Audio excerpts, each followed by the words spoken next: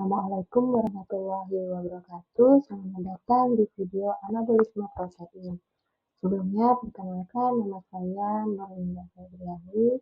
Saya merupakan mahasiswi Al-Jenjang Fakultas Farmasi Universitas Bawang. Pada kesempatan kali ini, saya ingin membagikan sebuah video mengenai proses anabolisme protein. Video ini bertujuan untuk memenuhi tugas mata kuliah Biologi Farmasi Fakultas Farmasi Universitas Muhammad yang diampu oleh Ibu Dr. Maria Almeida. Mari kita saksikan. Sebagai pengantar, kita akan mempelajari mengenai protein.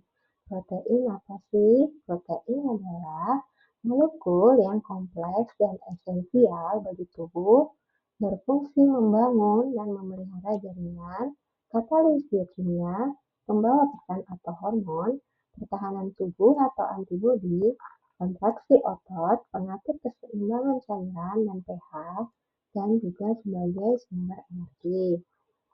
Berdasarkan struktur utamanya, protein dibagi menjadi 4, yaitu struktur primer, sekunder, tersier, dan kuaterner.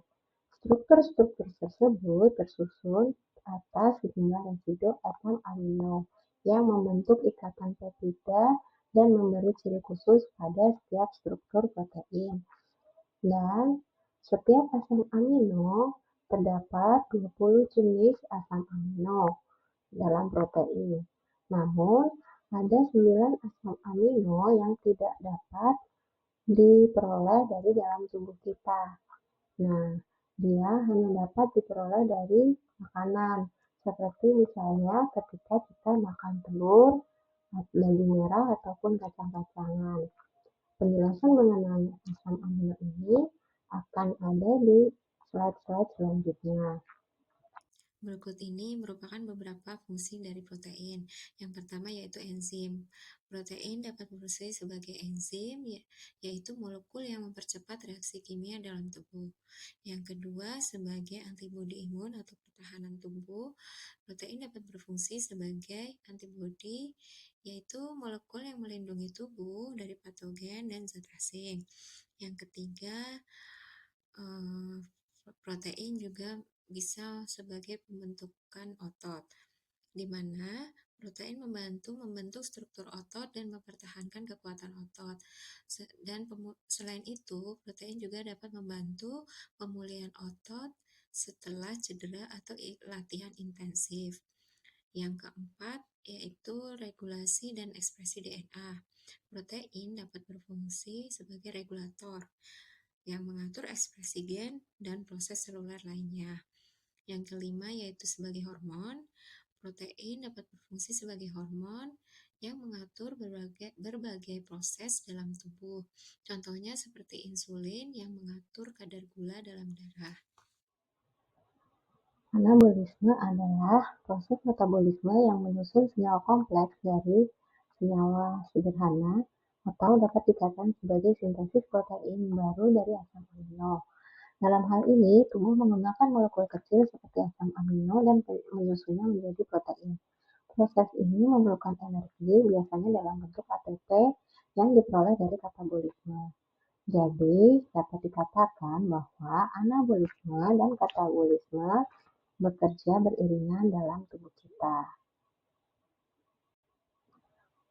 Penyusunan senyawa kompleks sendiri dapat digambarkan seperti ini, di mana asam amino yang merupakan makromolekul protein membentuk menjadi polipeptida dengan bantuan energi atau ATP untuk membentuk protein. Pembentukan ini biasanya terjadi di dalam sitosol. Sehingga dapat dikatakan bahwa anabolisme protein berfungsi untuk menyusun asam amino menjadi protein yang diperlukan tubuh, membantu pertumbuhan otot dan jaringan, memperbaiki sel yang rusak, serta menghasilkan berbagai jenis enzim dan hormon yang membantu sistem kerja tubuh. Proses anabolisme protein dimulai saat kita mengkonsumsi makanan berprotein seperti telur, daging, atau kedelai. Protein dalam makanan dicerna menjadi asam amino oleh sistem pencernaan. Asam amino tersebut diserap dan dibawa ke sel-sel tubuh, di mana mereka dirangkai kembali menjadi protein baru sesuai kebutuhan tubuh.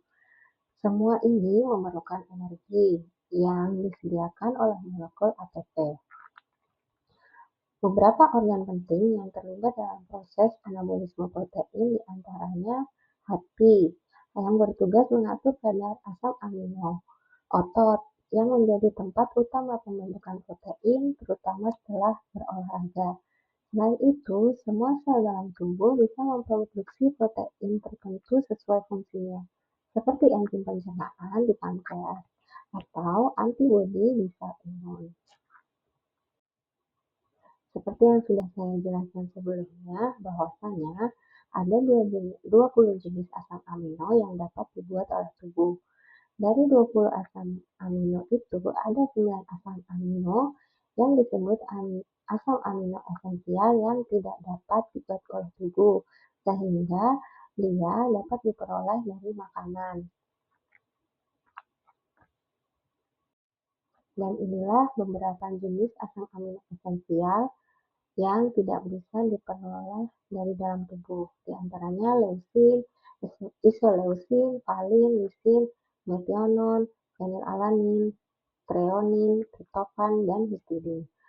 Sumber makanan dari asam amino esensial dapat diperoleh dari sumber protein yang melalui makanan, seperti daging merah, unggas, telur, dan produk susu serta sumber nabati seperti kacang-kacangan, biji-bijian, dan beberapa jenis sayuran. Selanjutnya, kita akan membahas mengenai bagaimana proses sintesis dari protein. Ketika kita makan makanan yang mengandung protein, sistem pencernaan kita bekerja keras untuk memecahnya menjadi asam amino individu yang siap diserap oleh tubuh. Asam-asam amino ini kemudian diangkut melalui aliran darah ke seluruh sel tubuh, di mana proses anabolisme protein akan terjadi. Nah, proses anabolisme proses anabolisme protein melalui beberapa tahapan, yaitu transkripsi, translasi, dan pelipatan rantai polipeptida.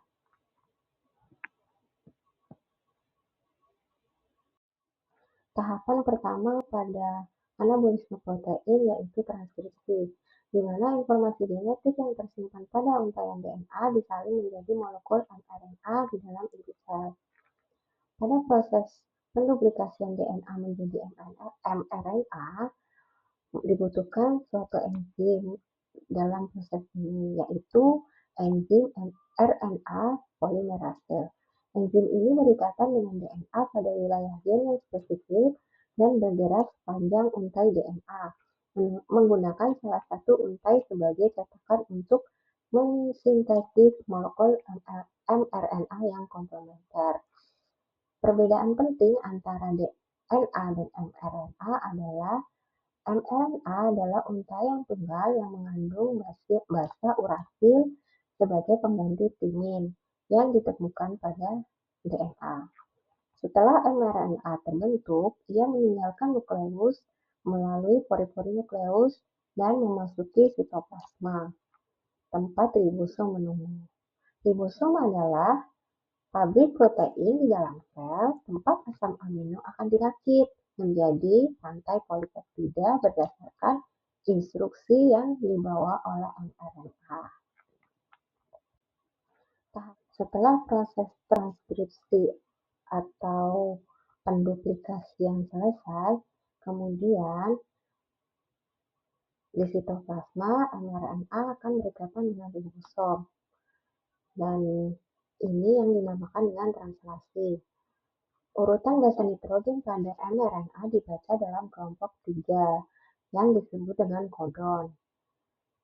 Nah, setiap kodon mengkode asam amino spesifik atau sinyal berhenti. Molekul lain yang penting dalam translasi adalah transfer RNA atau tRNA. Setiap molekul tRNA membawa asam amino spesifik dan memiliki urutan 3 basa yang disebut antikodon yang dapat berpasangan dengan kodon yang sesuai pada mRNA. Ribosom bergerak sepanjang mRNA, membaca kodon satu persatu. Untuk setiap kodon, tRNA yang membawa asam amino yang sesuai akan berikatan dengan ribosom. Kemudian ribosom mengkatalisis pembentukan ikatan peptida antara asam amino yang berdekatan membentuk rantai polipeptida. Proses ini berulang dengan ribosom bergerak maju dan menambahkan asam amino baru ke rantai yang sedang tumbuh, sesuai dengan urutan kodon pada mRNA. Transaksi akan terus berlanjut hingga ribosom mencapai kodon stop pada mRNA. Kodon stop tidak mengkode asam amino, melainkan hanya memberikan sinyal untuk mengakhiri sintesis protein. Rantai polipeptida kemudian dilepaskan dari ribosom. Pada titik ini, kita memiliki rantai polipeptida yang merupakan urutan linier asam amino yang terhubung oleh ikatan peptida. Mekanismenya seperti ini, seperti gambar di sebelah kanan ya.